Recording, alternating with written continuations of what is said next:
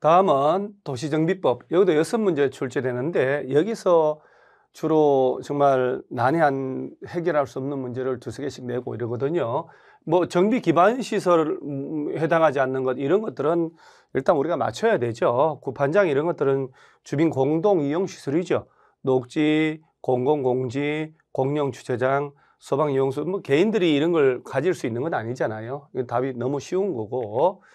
그 다음에 이제 이런 문제가 바로 나와서는 안 되는 내용들인데 뭐 법조문을 정말 뭐라고 했냐면 토지 등 소유자에 대한 분양 신청의 통지도 하고 분양한다고 일괄시민 공고한다. 공고할 내용, 통지할 내용 공통으로 포함될 사항을 모두 골라봐라. 이걸 어떻게 비교해서 다 할 수도 없는 거죠. 그래서 이런 것들은 다시는 출제 안 되기 때문에 다시 복습할 내용은 아니에요. 분양 신청하지 않은 자에 대한 조치에 관련된 내용은 공통으로 포함될 사항입니다만 다른 건 뭐 복습 안 해도 괜찮습니다. 이런 걸 뜬금없이 내는 게 바로 도시정비법입니다. 그 다음에 정관 변경할 때 총회에서 3분 이상 찬성을 요구하는 사항이 아닌 것은 원래 조합의 정관 변경은 과반수 오케이 하면 변경되는데 그중에 3분의 2 찬성을 요구하는 게 한 5가지 정도 됩니다.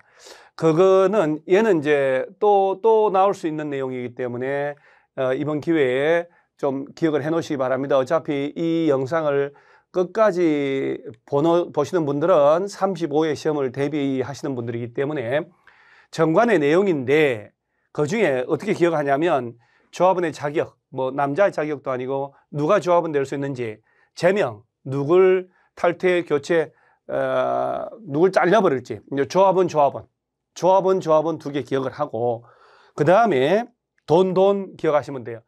조합의 비용 부담, 돈. 그 다음에 정비사업비 부담, 돈. 비용 부담, 정비사업비 부담, 돈 부담하는 것. 그래서 조합원, 돈. 그 다음에 시설, 시공자, 설계자. 이건 너무너무 중요하죠. 선정하는 것.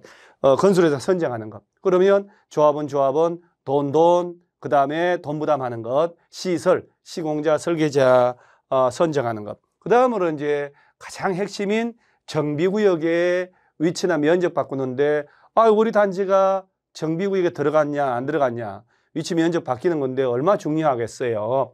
그래서 조합원의 자격, 조합원 제명 등 조합원 구역의 위치 면적, 돈 부담하는 것, 시설, 시공자, 설계자 선정하는 것 요것들은 입으로 몇 번씩 떠들면서 손으로 써보셔야 암기가 됩니다.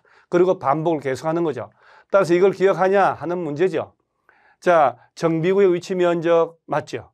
자, 조합의 비용 부담, 돈 부담하는 것. 정비사업비 부담, 돈 부담하는 것.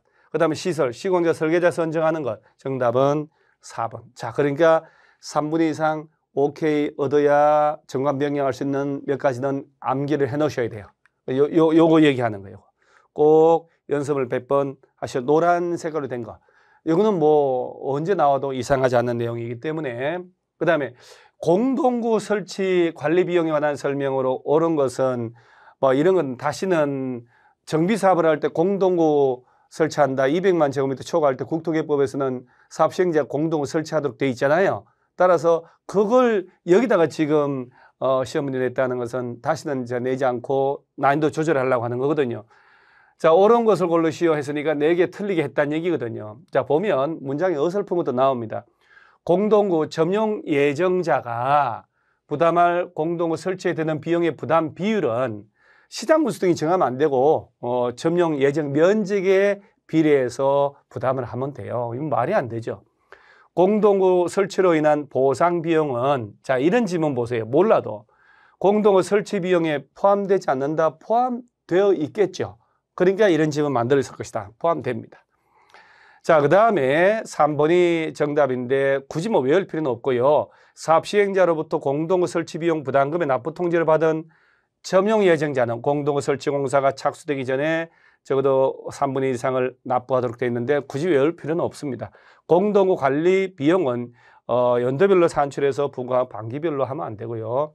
그 다음에 뭐 연도별 그다음 분기별로 들어가는데 시장 운수 등은 필요한 경우에 공동 관리 비용을 분할하여 분기별로 이거 되면 분기별로 1분기, 2분기, 3분기 아니고 얘는 그냥 분기별로 납부하게 할 수 있다. 전반기, 후반기, 반기별로 할 수 있거든요. 그래서 뭐 이런 것들은 다시는 시험에 안 나오니까 복습을 할 필요는 없다는 거. 조합의 임원인데 이건 뭐 객관식에서 너무너무 중요한 거죠. 정비조합, 재개발, 재건축, 도시개발 조합 두 개 딱 비교해서 공부를 해 놓으시기 바랍니다. 조합의 임원이 뭐 다른 것들이야 읽어보면 되는데 결격사유에 해당하게 되어 당연 퇴임했다. 자, 3월 5일 날 임원이 예를 들어서 뭐 검치단자로 피성인 후견인 지정 선고를 해버렸다. 그러면 만약에 임기가 3년인데 임원이 2년 임기 지나고 1년 남은 상태에서 결격사에 해당했다. 그럼 어떻게? 과거에 관여한 행위가 전부 소급해서 효력을 잃으면 말이 안 돼. 사회적 안정성 깨지잖아요. 따라서 결격사에 해당하게 되어 당연 퇴임하면 그 퇴임 전에 관여한 행위는 그 효력을 잃는다가 아니고 잃지 않는다는 거예요. 이건 워낙 쉬운 문제예요. 답이 워낙 쉬운 문제예요. 그 다음에 뭐 나머지 특별할 게 없는데 4번 지문이 이거 작년에 나온 문제 답이었어요. 조합장이 아닌 임원은 대의원이 될 수 없다. 조합장은 당연직 대의원의 의장이기 때문에 대의원이 될 수밖에 없고 이사감사는 대의원이 될 수 없다는 것 기억을 하셔야 돼요. 자, 대의원에는 임기 중에 거리된 조합장을 임원의 거리된 임원을 보궐 선임할 수 있지만 조합장은 안 돼요. 조합장은 조금 어려운 지문이죠. 이게 다 옛날에 기출된 지문들입니다. 자, 이건 별 5개를 줘도 아깝지 않은 문제 또 나오고 또 나오기 때문에 앞으로 공부하실 분들은 꼭 정리를 해 놓으시기 바랍니다.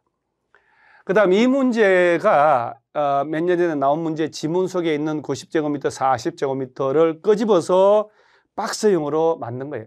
거의 대부분 20-30% 빼고는요. 출제됐던 것들 계속 나오는 거예요. 그러니까 여러분들 항상 공부 시작한다면 어떤 과목이든 특히 법과목은 기출된 문제를 항상 곁에 두고 공부를 하셔야 돼요. 소규모 토지 등의 소유자에 대한 토지 임대부 분양주택 공급인데 옳은 것은 국토교통부 장관, 시도 시군구청장, LH 등은 정비구역의 세입자와 다음에 어느 하나에 해당한 자의 요청이 있으면 인수한 재개발 임대주택의 일부를 토지 임대부 분양주택으로 전환하여 공급하라. 면적 90제곱미터 미만의 토지를 가지고 있는데 건축물이 없는 사람, 땅만 있는 사람 90 미만, 바닥 면적 40제곱미터 미만의 사실상 주거를 위해 사용하는 건축물을 가지고 있는데 토지를 가지 않은 사람, 토지는 없는데 건물 가진 사람, 건물의 바닥 면적이 40, 건물은 없는데 땅만 가지고 있다 90 미만. 이 사람들이 요청을 하면 토지 임대부를 하는 것은 땅은 빌리고 주택만 소유권 취득하는 거기 때문에 반값 아파트 논리가 여기서 나오는 겁니다. 따라서 이거는 소리 내서 한번 읽어보시고 90, 40 요거 예전 기출 문제를 좀 봤다면 풀 수 있는데 조정 대상 지정 기준 여러분들 우리가 이제 지금부터 이제 주택법 나오는데 우리가 투기과열지구나 분양가 상한제 적용 지역 대상은 반복을 많이 하지만 조정 대상 지역 또 2개거든 사실은요. 얘는 이제 우리가 잘 안 보는 내용인데 앞으로도 처음 나온 거죠. 이렇게 복잡한 건 공부 안 하셔도 돼요. 단 분양가 상한제 적용 지역 대상하고 투기과열지구 지정 대상은 어쨌든 공부를 좀 해 놓으셔야 돼요. 조정 대상 지역 지정 직전 월부터 소급해서 6개월간 주택 평균 주택 가격 상승률이 마이너스 1% 이하인 지역으로서 다음에 해당한 지역을 대상으로 할 수 있다. 조정 대상 지역 직전으로부터 소급해서 3개월 연속 주택 매매 거래량이 직전 연도 같은 기간 동안 20% 이상 감소한 지역 3개월 20%. 그러니까 이런 것들은 문제를 공부할 때 여러분들요 3개월 20% 3개월 이렇게 채워놓고 아니면 우리가 가지고 있는 교과서에 이 부분을 동그라미 쳐놓고 입으로 떠들면서 연습해. 이런 걸 공부할 때는 뭘 예상을 하냐면 저걸 박스 안에 넣어서 빈칸 채우시오라는 문제로 나올 수 있는 거구나 라고 인식을 하고 공부를 하셔야 돼요. 막연하게 공부하면 안 되고. 자, 그 다음에 사용검사. 여러분 저 건축법에서는 건축허가 받은 이후에 지었다. 사용 승인. 주택법은 사용검사라는 말 씁니다. 사용검사 틀린 건데 사용검사 신청을 하면 15일 내에 하는 건 외워놓으셔야 돼요. 15일 내에. 나머지 특별할 건 없는데요. 미리 사용하게 할 수 있고. 자, 4번 지문을 틀린 걸 보면 잘 보시면 해석인데, 사업주체, 건설회사가 아파트 짓다가 중간에 파산 등으로, 자, 얘가 사용검사를 받을 수 없는 경우라고 돼 있죠. 그러면 해당 주택을 시공을 보증한 자가 있다면 그 시공 보증한 자가 잔여공사 시공하고 사용검사 받을 수도 있고, 그 시공 보증한 자가 없다든가 얘마저도 부도난다면 입주자가 아니고 입주예정자 대표회의를 꾸려서 사용검사 받을 수 있는데, 자, 여기 지금 해당 주택의 시공자라고 됐죠. 사업 주체가 파산 등으로 사용검사 받을 수 없게 됐는데 그 사업 주체인 또 시공자가 또 사용검사 받는다? 말이 안 되는 지문이 들어가 있는 거예요. 시공자는 제외시켜야 되죠. 그리고 정확한 것도 입주 예정자 대표 회의를 꾸려서라고 해야 되거든요. 따라서 얘가 틀린 겁니다. 그리고 해석을 보면 말이 안 되잖아요. 건설회사 사업 주체가 시공자 사업 주체가 파산했는데 사업 주체가 또 사용검사가 된다는 건 말이 안 되잖아요. 그러니까 좀 약간 어설프게 출제를 하는 겁니다. 나머지 한번 읽어보시고 크게 엄청나게 복습할 내용은 아니고 쓱 한번 읽어볼 정도 내용입니다. 자, 이 문제가 이제 우리가 주택조합 시험 문제 꼭 나왔는데 정작 중요한 건 내지 않고 말이죠. 이런 걸 정말 아주 수준 떨어지는 걸 냅니다. 조합원을 모집할 때 여러분 주의하셔야 되지만 지역조합을 만들 때 조합원을 모집을 하고 조합 설립 인가를 받는 거예요. 그러니까 조합 설립을 할 때 설립 인가 받는 게 있고 신고하는 경우 있죠. 국민주택 공급받기 위한 직장주택조합 만들 때 신고한다고 배웠는데, 자, 조합 설립 인가를 받으려면, 설립 인가를 시군구에 가서 받으려면 조합원 모집을 기본적으로 해야 돼요. 그러면 모집 주체가 광고할 때 모집 광고에 포함할 내용에 해당하는 걸 골라봐라. 그러면 조합원을 모집을 하고 조합 설립 인가를 받는단 말이에요. 조합 설립 인가 떨어지고 인가 신청을 하면 인가 떨어져야 인가일이 나오죠. 자, 조합 설립 인가일이라는 것은 미래의 일이죠. 조합원을 모집한다고 신고를 하고 공개 모집을 하고 신문에 공고를 하는데 공고에 포함할 내용이단 말이에요. 그러면 모집을 해서 조합 설립 인가가 떨어지는 건데 조합 설립 인가일은 존재할 수 없죠. 미래의 일이니까. 따라서 D것을 빼고 나면 D것을 하나만 알아도 이 문제를 좀 어설프게 낸 거죠. 답은 2번이 되는 거예요. 자, 그러니까 이것들은 우리가 외워서 대비해서 문제 푸는 게 아니라 저런 식으로 문제 푸는, 그러니까 킬러 문제로 7, 8문제 출제할 때 선언 문제는 이런 식의 문제를 냅니다. 그래서 우리가 몰라도 풀 수 있도록 만들어 놓으셔야 되죠. 자, 이런 문제 바로 그런 문제입니다. 자, 이제 세대 구분형 공동주택이 두 가지예요. 사업계획 승인받아서 새로 아파트를 지을 때 세대 구분형을 하는 게 있고, 그렇게 사업계획 승인받아 새로 지을 때는 통합에 사용할 수 있도록 세대 간의 연결물이나 경량구조 경계벽을 설치하도록 되어 있거든요. 요거 말고 요거는 이제 사업계획 승인받아 새로 지을 때 요걸 요건으로 갖춰야 되고, 기존의 아파트를 허가나 신고하고 내가 1301호 독자적으로 세대 구분형 공동주택으로 공사할 때는 요건 요건에 해당하지 않아요. 그래서 세대 구분형 공동주택은 두 가지라는 얘기거든요. 사업계획 승인받아서 새로 지으면서 세대 구분형을 할 수 있고, 아니면 기존의 아파트 살면서 허가나 신고하고 개별로 공사해서 세대 구분형을 하는 게 있단 말이에요. 이 두 번째 걸 물어보는 거거든요. 사실은 이게 행위 허가를 받거나 신고하고, 이 두 개 따로 분류해서 기억을 하라는 얘기인데 조금 수준이 높죠. 따라서 기억 빼고, 그 다음에 이제 두 세대 이하로만 해야 돼요. 내가 아파트가 60평짜리 가지고 있는데 60평짜리 방이 5개인데 예를 들어서 이걸 세대 구분형으로 하고 싶다. 허가받아서. 그래 방을 한 개, 3개를 만들고 나머지 2개는 내가 살고, 이건 안 된다는 얘기예요. 내가 주인 사는 것 플러스 한 세대 정도만 더 거주할 수 있도록 해야 돼요. 그래서 2세대 이하, 기존 세대 포함해서. 그 다음에 별도로 당연히 욕실, 부엌, 출입문 설치 따로 하고, 피난 안전, 소방 이런 건 당연하게 충족을 해야 되는 거예요. 따라서 기역을 빼고 나머지가 니언디귿 리얼입니다. 그래서 이 세대 구분형 공동주택에 뭐 이런 2가지 따로 된 건데 요건을 다 구분해서 기억을 하기는 좀 그렇고 35회 시험에서 얘는 워낙 중요하니까 한번 읽어는 보셔야 됩니다. 자, 주택건설 사업자 옳은 것을 골라라. 등록사업자를 묻는 거거든요. 등록사업자.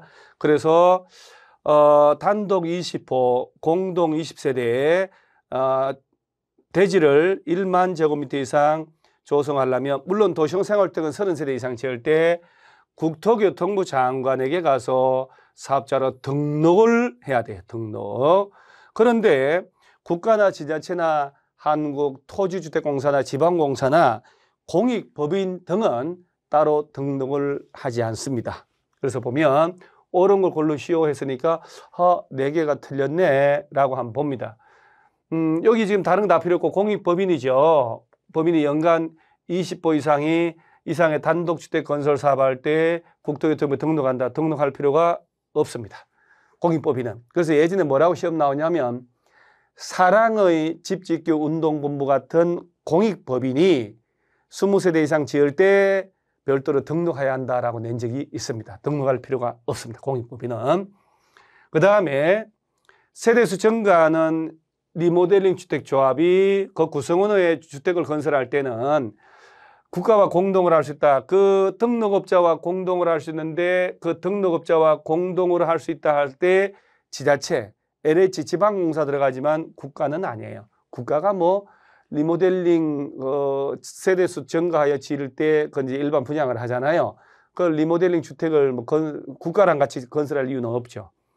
자, 토지 소유자나 주택조합원 나오면 등록업자와 임의적 공동 시행이다라고 공동을 시행할 수 있다지만 고용자는 무주택 근로자를 고용하는 고용자, 회사 대표는 근로자 주택 건설할 때 등록업자와 공동으로 사업 시행하여야 한다라고 돼요. 의무적 공동 시행이에요. 고용자, 고문하듯이 반드시 공동으로 해야 한다. 고용자는 의무적 공동 시행. 토지 소유자, 주택조합은 등록업자와 공동으로 시행할 수 있다. 이렇게 임의적 공동 시행 구분하셔야 돼요. 그 다음에 등록업자가 등록증을 대여등을 하거나 거짓 부정하게 등록했다. 그러니까 우리가 외울 때 사기친 놈, 증 빌려준 놈 이렇게 기억을 해야 되거든요. 거짓 부정하게 등록했거나 등록증을 대여등을 했으면 반드시 그 등록을 말소하여야 한다라고 되어 있어요. 영업정지로는 끝나지 않습니다. 반드시 말소대 이상 사기친 놈, 증 빌려준 놈. 워낙 이제 중요한 부분이죠. 그 다음에 영업정지 등록 말소 나중에 맞았다. 그 처분 전에 사업계획 승인받은 사업은 계속 수행을 해줘야 분양 신청한 사람에게 피해가 돌아가지 않습니다. 없다가 아니고 있다. 따라서 정답 3번. 이건 또 나올 수도 있기 때문에 정리를 또 하셔야 돼요. 자, 이제 용어. 우리가 책형이 A형, B형이 없어지다 보니까 막 뒤죽박죽으로 배열을 해놓은 거죠. 원래 이게 제일 먼저 나와야 될 거잖아요. 그러니까 주택법도 보면 한 서너 개는 맞출 수 있거든요. 다세대 주택은 공동주택이죠. 따라서 우리 주택법령에서는 공동주택은 3가지. 아파트, 연립주택, 다세대주택. 단독주택은 3개. 단독, 다중, 다가구주택. 건축법은 4개, 4개입니다만은 오피스텔, 준주택에 해당합니다. 그 다음에 여러분요.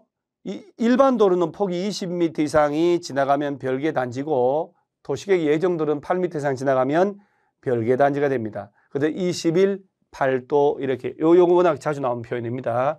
이상의 도시계획 예정도로로 분리되면 분리된 토지를 별개 단지로 하고 자전거 보관소는 부대 시설에 해당합니다. 복리시설이 아니고요.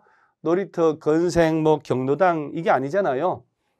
도로 상하수도, 전기, 가스, 통신, 난방시설은 기관시설이고 단지 안에 이러한 기관시설을 단지 밖에 동종의 기관시설을 연결하는 것을 간선시설이다라고 하는 거예요. 간선시설이다라고 하는 거예요. 따라서 이런 표현들은 뭐 워낙 쉬운 문제입니다만은 자꾸 익숙치 않은 용어들은 입으로 떠들면서 해야 익숙해지고 암기되고 지속이 되는 거예요. 자, 리모델링은 뭐 워낙에 시험에서 예상을 하는 거니까 우리 공동주택의 리모델링은요, 대수선 하거나 증축을 한다라고 하는데, 대수선은 수리만 한다. 10년 경과되면 가능하고, 증축을 위한 리모델링은 사용검사나 사용승인으로부터 15년 경과된 공동주택의 세대별 전용 면적 30% 범위까지 증축이 돼요. 이 범위 안에서 세대수 늘릴 수 있다. 이걸 세대수 증가형 리모델링이라고 그러거든요. 전체 세대수의 15%까지. 자, 이 세대수 늘리는 방법은 위로 가는 거. 이게 수직 증축형이잖아요. 15층 이상 아파트는 3개층까지 가능하고 14층 이하면 한 2개층 정도만 올릴 수 있어요. 이때도 증축이 되는 리모델링을 할 때는 안전진단 신청을 해서 받고 해야 됩니다. 그래서 리모델 주택조합 만들고 리모델링 허가 받고 이렇게. 이건 어차피 여러분들 또 나중을 대비해서 공부를 꼭 해놓으셔야 돼요. 리모델링의 정의, 리모델링 주택조합 만드는 것, 리모델링 허가 절차, 리모델링 기본계획, 이것들 쫙 정리를 꼭 3번이고 4번이고 반복해서 해놓으셔야 돼요. 자, 틀린 거 고르시오. 리모델링 기본계획은 10년 단위로 짜고 5년마다 타당성 검토하고 14일 이상 주민공람에서 짠다. 기억을 하셔야 돼요, 나중에. 그 다음에 뭐 동의 철회할 수 있는 건 당연한 일이고요. 리모델링 기본계획을 짰다, 뭐 공보, 지자체 공보에 고시하라, 열람시키라. 이건 공법에 나오면 무조건 맞는 거예요. 뭐 열람시킬 필요 없다, 고시할 필요 없다, 100% 틀린 겁니다. 자, 수직 증축형 리모델링의 설계자, 뭐 설계 도서 작성 당연한 일이고요. 자, 대수선만 할 때는 안전진단 대상이 아니잖아요. 증축을 할 때, 증축 위로 올라가는 거죠. 이렇게 올라갈 때는 하중이 생기니까 안전진단 통과를 해야 됩니다. 뭐 특별하게 리모델링은 예상한 문제죠. 자, 건축선 오랜만에 나온 문제입니다. 드디어 건축법도 7문제 나오는데, 건축선 옳은 것을 고르시오. 자, 이제 법조문을 그대로 갖다 놓고 건축선 묻는 건데 워낙 기초적인 내용입니다, 사실은. 자, 소유너비 못 미치는 너비의 도로인 경우는 그 도로의 중심선이 나옵니다. 그러면 제가 얘를 따로 이걸 설명을 간단하게 한번 해보면, 자, 예를 들어 건축선 제도가 있는데요. 이게 도로가 이렇게 있어요. 도로는 보행과 자동차 통행 가능해야 되고, 적어도 예외는 고려하지 마시고요. 폭은 4m 이상은 돼야 되거든요. 그러면 이렇게 양쪽에 이제 대지가 이렇게 있다. 대지가 있으면, 만약에 도로가 소요너비 이상 확보됐다면 건축선은 대지와 도로의 경계선이 되는 거예요. 대지와 도로의 경계선, 이 선 넘지 마라, 이 얘기인데, 만약에 이 도로가 소요너비 미달한다면 그 미달한 도로의 중심선에서 소요너비 2분의 1만큼 수평거리 물러난 선이 건축선 되고, 이때 이 물러난 부분은 대지 면적에서 포함하지 않는다는 거예요. 그 다음에 그래서 중심선으로부터 소요너비의 2분의 1만큼 수평거리 물러난 선을 건축선을 한다. 그러니까 문장을 가지고 외우지 않으면 절대 해결이 안 돼요, 공법은. 그 다음에 그 도로 반대쪽에 하천이 있다, 이런 얘기는 도로가 이렇게 있는데 여기에 대지가 있고, 이렇게 A 대지가 있고, 반대편에 하천, 경사지, 선로부지, 그럼 도로가 이쪽으로 확장이 안 된다는 얘기죠. 그런데 이 도로가 소유너비 미달한다 4m 이상이면 당연히 건축선은 대지와 도로의 경계선이니까 이 선만 넘지 않으면 되지만, 이 도로가 3m밖에 안 된다 그러면 그 도로와 하천의 경계로부터 소요너비만큼 4m만큼 수평거리한 선이 건축선 되는 거예요. 도로가 3m가 있다면 1m 후퇴한 이 선이 건축선. 따라서 후퇴된 이 부분은 대지 면적에 포함하지 않는다. 이걸 물어보는 거예요. 따라서 저 반대쪽에 하천 등이 있으면 하천 왼쪽 도로 경계선에서 나오면 소요너비만큼 수평거리한 선. 그 도로의 중심선 나오면 소요너비 2분의 1만큼. 요게 연결이 돼야 되고, 후퇴된 부분은 대지 면적 포함하지 않는다는 거. 자, 이런 부분들은 정규 수업 시간에 한 2번만 들어놓으면 뭐 거의 다 마치죠. 자, 그 다음에 이 문제는 여러분들이 절대 뭐 다시는 볼 문제가 아니고 앞으로를 대비해서도 복습할 문제는 아니고요. 건축협정구역에서 건축하는 건축물에 대하여 완화하여 적용할 수 있는 기준 중에 건축위원회 심의, 지방도시의 심의를 통합하여 거쳐야 하는 것은 이게 이제 용적률인데 도저히 우리가 이런 것까지 공부하려면 900페이지 그 두꺼운 공법교과서 2000개 넘는 별표까지 하면 헤아릴 수 없죠. 그걸 다 외워야 된다는 건데 말이 안 되는 내용이에요. 그래서 칠 건 치고 늘상 나오는 반드시 외워놓고 이래야 합격을 합니다. 자, 이 문제가 작년에 이제 우리가 용도 변경이 시험에서 안 나왔는데 용도 변경이 워낙 중요한 거라 매년 나오다가 33회 시험에서는 안 낸 거예요. 근데 33회 시험에서 예상을 했지만 정말로 어렵게 낸 건데 뭐 오히려 역설적으로 간단하게 보면 해결이 좀 됩니다만은 우리가 A도 BC라고 나오면 A도 BC라고 나오면 허가권자는 시군구청장이기 때문에 B시장한테 간다. 다행히 뭐 A도지사는 나온 적은 없고요. B시장한테 가야 되는데 B시의 소유자는 자동차 영업소다. 자동차 영업소가 용도가 뭔지를 모른단 말이에요. 노래 연습장이다. 이 용도가 뭔지. 그럼 우리가 기본적으로 볼 때 건축물의 여러분요. 건축물의 용도를 묻는 문제를 내든 안 되든 건축물의 용도 분류는 특히 단독주택 4개, 공동주택 4개, 1종건생, 2종건생 그 다음에 중요한 나머지 것들은 용도는 분류를 좀 잘 해놓으셔야 돼요. 왜냐하면 국토법이든 어디든 다 나오니까. 그러면 자동차 영업소 500제곱미터 노래 연습장 용도가 뭔지를 모르면 안 되거든요. 사실은. 자, 1000 미만의 자동차 영업소도 2종 건생이고 노래 연습자도 2종 건생이에요. 그러면 우리가 용도 변경 시설군이 자동차 관련 시설군부터 자산, 전문, 영교, 건축 그 밖에서 9개 덩어리를 구분하고 그 30가지 용도가 9개의 무리 속에 들어가 있잖아요. 지금 자, 걸린 생활시설군에는 1종 건생과 2종 건생이 들어가잖아요. 자, 그런데 지금 2종 건생 끼리 변경이거든. 자, 이 건생끼리인데 그 중에서도 2종 건생 끼리 변경이에요. 같은 군 안에서도 2종 끼리 변경. 이거는 허가나 신고는 아니죠, 당연히. 그러니까 허가는 상위 시설군으로 갈 때 허가, 하위 시설군으로 가면 신고.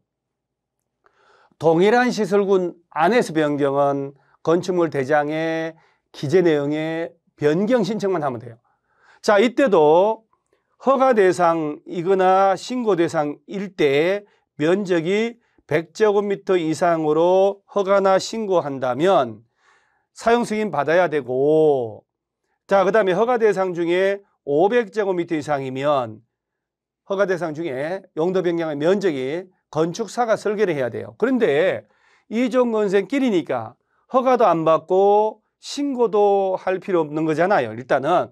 따라서 뭐 얘는 사용 승인 받는다든가 건축사가 설계해야 된다 이것도 적용 안 하거든요. 그러면 아무리 봐도 답이 없는 것 같아. 갑은 B시장에게 대장 기재령의 변경을 신청해야 한다. 호호 다 풀어보니까 어렵게 풀었는데 얘도 이 건생군끼리 변경이니까 대장 변경 신청 안 해도 되는데 라고 한단 말이에요. 그런데 같은 군끼리 변경일 때는 대장 변경 신청을 하고 30가지 그 세부 용도끼리 변경은 1종 건생 소개 변경, 2종 건생 소개 변경, 공동주택끼리 변경, 문화집회, 종교시설끼리 변경은 대장 표시 변경 신청을 안 해도 되는데 건축물 대장 표시 기재 내용의 변경 신청을 지금 2종 건생끼리 안에서 변경이니까 대장 변경 신청을 할 필요도 없는데 노래 연습장으로 변경은 대장에 기재된 내용의 변경 신청을 하라고 그 법조문 저 밑에 들어가 있는 거예요. 따라서 갑은 B시장에게 대장 기재 내용의 변경을 신청하라 하는 게 답인 거예요. 자, 제 강의 인생에서 용도 변경 관련된 객관식 문제 아무리 케이스를 해도 이보다 더 지엽적으로 많은 조문을 파헤쳐서 문제를 만든 적은 없다는 것. 그래서 35회 이후의 시험에서는 이보다는 이렇게까지 내지 않을 겁니다. 그래서 우리 용도 변경은 완전 단골이기 때문에 9개 시설군 딱 정리해 놓고 그 시설군 속에는 어떤 용도가 들어가는지, 그 다음에 용도 변경할 때 어떤 절차를 거치는지 공부를 해 놓으시기 바랍니다. 참고로 용도 변경 허가 신고는 시군 구청장한테 간다는 거 꼭 기억하셔야 돼요. 시장 운수 구청장이잖아요. 따라서 강원도 춘천시, 강원도 정선군, 그러면 강원도가 아니고 춘천시 정선군에 가야 되고, 서울특별시 강남구, 강남구에 가야 된다는 거예요. 인천광역시 남동구, 남동구청장한테 간다. 이건 꼭 기억하셔야 돼요. 이런 문제를 갑은 A도 B, C라고 나오면 누구 찾아가냐 이걸 알아란 얘기예요. 도지사는 허가권한이 1도 없습니다. 꼭 기억을 하시기 바랍니다. 구조안전 시절이 하수상해가지고 구조안전 안전 쪽에서는 100% 시험 어디선가 시험 낼 거라고 이제 얘기를 합니다만, 저도 얘기를 했고, 구조안전 확인 서류 제출이 필요하다. 제가 이건 다시 또 한번 시험에서 박스형으로 낸 문제입니다만은, 착공 신고할 때 구조안전 확인 받았다는 서류가 들어가야 돼요. 그래서 층수가 2층 이상 건물일 때 이런 것들을 외울 때는요, 머리로 눈으로 하는 게 아니라 입으로 손으로 외우셔야 돼요. 층수가 몇 층? 2층 이상 건물 지을 때. 목구조는 나무로 지을 때 3층 이상이면, 연면적은 200 이상, 목구조 건물은 500 이상 건물 지을 때, 높이가 건물 높이 13m 이상, 자 처마 높이로 가면 9m 이상, 그 다음에 기둥과 기둥 사이 거리가 10m 이상 건물이면 구조안전 확인서로 들어가는데, 기둥과 기둥 사이 거리가 이러고 있느니 둥기둥기 10m라고 하면 돼요. 그래서 기둥기둥, 둥기둥기 10m, 기둥기둥 사이가 8m밖에 안 된다. 구조안전 확인서를 제출할 필요 없죠. 그 다음에 저 밑에 단독주택이나 공동주택도 구조안전 확인서류 제출하도록 되어 있습니다. 따라서 층수 2층, 목구조는 3층, 연면적 200, 목구조는 500, 높이는 13, 처마 높이 9, 둥기둥기 10, 저 밑에 단독 공동주택이라고 5번만 반복을 하시면 입에 익숙합니다. 그러면 35회 시험장 갈 때까지 계속 반복을 하면 머릿속에 당연히 외우죠. 가지고 놉니다. 따라서 구조안전 확인 서류 제출이 필요한 대상 건축물 기준 옳은 걸 골라봐라. 높이 13m 이상 맞죠? 처마 높이는 9m 이상이 돼야 되죠. 7m가 아니고. 둥기둥기 10m 이상 맞죠? 기억하고 이것이 정답이 됩니다. 자, 이런 문제는 평소에 그냥 가볍게 암기를 해 놓으시면 되게 쉬워지는 겁니다.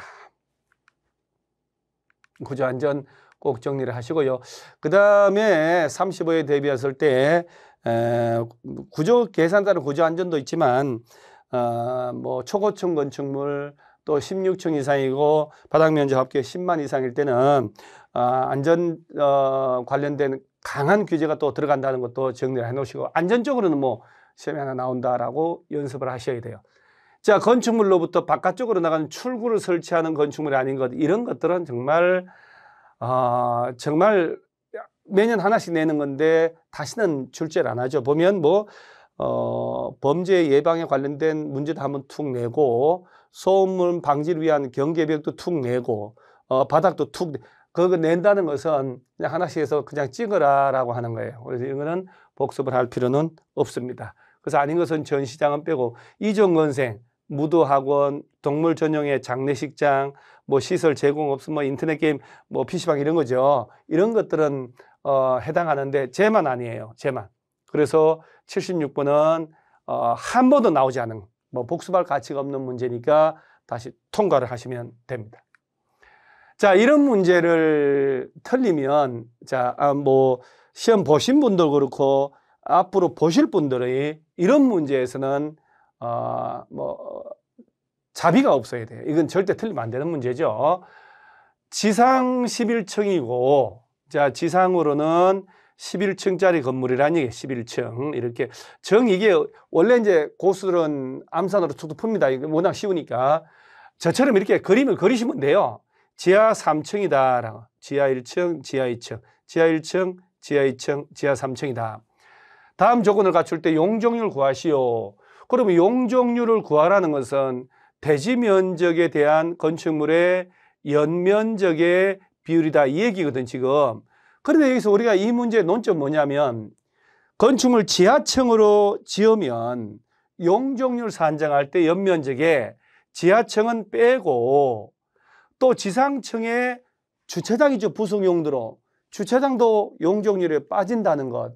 초고층 건축물의 피난안전구역, 대표공간 이런 것 용적률 계산할 때 뺀다는 걸 알고 있냐 하는 문제죠. 자, 그러면 용적률 구하라. 그러면 대지 면적이 나오고 지어진 연면적을 대지 면적 곱하면 연면적 나오면 용적률이거든요. 대지가 1500이라고 되어 있어요. 자, 그럼 용적률 구해라. 1500분의 연면적이 나와야 되죠. 곱하기 100 하면 그다음에 용적률이 딱 나오는 거예요. 얘를 물어본다. 얘를. 자, 각층 바닥 면적이 1000이래요. 자, 쫙 11층짜리 뒤에 올라갔어요. 자, 각층 바닥 면적이 이렇게 1000으로 표시를 해놓고 그 다음에 지상 1층 중 500원. 아이고, 지상 1층 중에 절반 500원. 500이죠. 500. 500원 부속용도 주차장이니까 이건 용적률에 뺀다는 얘기거든 사실은요. 나머지 500원, 500 이전권세 얘는 포함하죠. 그러면 11층에 1층을 빼고 나면 10층 남았으니까 연면적은 10,000이라는 얘기죠. 10,000. 그 다음에 500, 15,500을 연면적으로 가야 되는 거예요. 그 다음에 지상 2층에서 11층까지 다 업무시설이 되고 지하 1층은 일종건생, 2층, 3층은 주차장으로 전부 다 층수 용적률에 빠지니까 자, 대지 면적 1,500에 연면적은 15,000제곱미터를 지었다는 얘기지. 그러면 1,500에 15,000제곱미터 용적률 구하라. 뭐가 복잡합니까? 이런 분모 분자 나오면 자, X 값을 대지에다가 곱했을 때 1,500 곱했을 때 요 값 나오면 여기 용적률이에요. 그럼 610 빼고 700 나왔죠. 7 곱하기 1,500 7,000 5, 7, 35 7,000 자, 7, 3 그 다음에 500 15,000제곱미터 나오죠. 7하고 자, 7을 곱하니까 요 값 나왔죠. 8을 곱하고 할 것도 없어요. 그러니까 대지 면적의 연면적이 몇 배냐 이게 용적률이니까 7배 7배. 이 문제의 논점은 뭐냐면은 자, 이렇게 그림 그릴 때 앞으로 이래봐야 1분 안 걸리거든요. 지하 1층이든 2층이든 3층이든 지하층은 층수 용적률에 다 빼요. 지상층이라도 부속 용도로 주차장으로 쓴다 필로티로 뺍니다. 심지어 초고층 건축물에 피난안전구역 나도 얘도 빠집니다. 그걸 알고 있냐는 문제입니다. 그래서 정답은 2번. 자, 준원 문제입니다. 공개공지도 예상한 대로 시험을 내고 이건 대지에 적용하고 공개공지는 정리를 꼭 해놓으셔야 돼요. 수시로 나오는 문제이기 때문에 공개공지 나오면 용도 지역은 일준상준, 일반 주거, 준주거, 모든 상업적 중심, 일반 유통 걸린 일준상준 연습을 하시고 얘는 35에 대비해서 또 해놓으셔야 돼요. 바닥 면적 합계 5천 이상의 문종이 문화집회시설 짓거나 종교시설, 문종이 백화점 같은 판매시설, 그 다음에 농수산물 유통시설은 제외되고 터미널 같은 운수시설, 여객용, 호텔 같은 숙박시설, 문종이 판운수기, 그 나쁜 친구 업무시설이라고 연습하는 거예요. 이 중에 하나를 일준상준 안에 지을 때 대지 면적의 100분의 10제곱미터, 100분의 10% 이하 범위에서 조례가 정한 만큼의 의자라든가 조경시설 설치해서 공개공지 확보하면 용적률 높이 이걸 20% 더 완화를 해줍니다. 따라서 공개공지 설치할 건축물 골라봐라. 교육연구시설 없었죠. 농수산물 유통시설 제외하고요.